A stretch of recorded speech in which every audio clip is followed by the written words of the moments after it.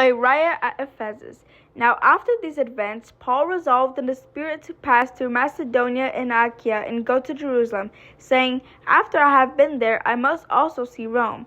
And having sent into Macedonia 2 of his helpers, Timothy and Erastus, he himself stayed in Asia for a while. About that time there arose no little disturbance concerning the way.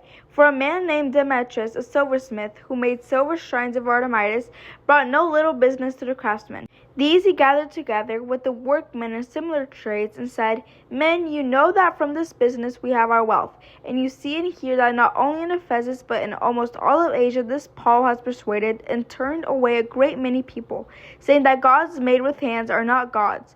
And there is danger not only that this trade of ours may come into disrepute, but also that the temple of the great goddess Artemis may be counted as nothing, and that she may even be disposed from her magnificence, she whom all Asia and the world worship.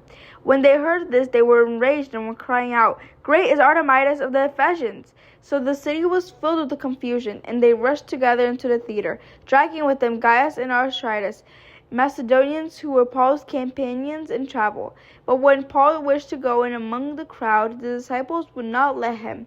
And even some of the Aristarchus, who were friends of his, sent to him and were urging him not to venture into the theater.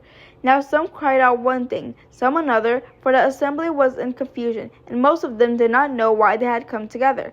Some of the crowd prompted Alexander, whom the Jews had put forward, and Alexander, motioning with his hand, wanted to make a defense to the crowd. But when they recognized that he was a Jew, for about 2 hours they all cried out with one voice, Great is Artemis of the Ephesians.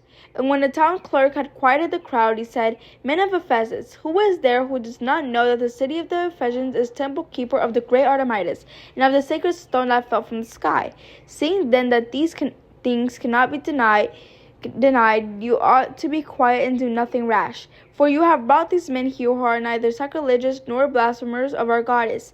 If therefore Demetrius and the craftsmen with him have a complaint against anyone, the courts are open and there are proconsuls. Let them bring charges against one another. But if you think anything further, it shall be settled in a regular assembly. For we really are in danger of being charged with rioting today, since there is no cause that we can give to justify this commotion. And when he had said these things, he dismissed the assembly.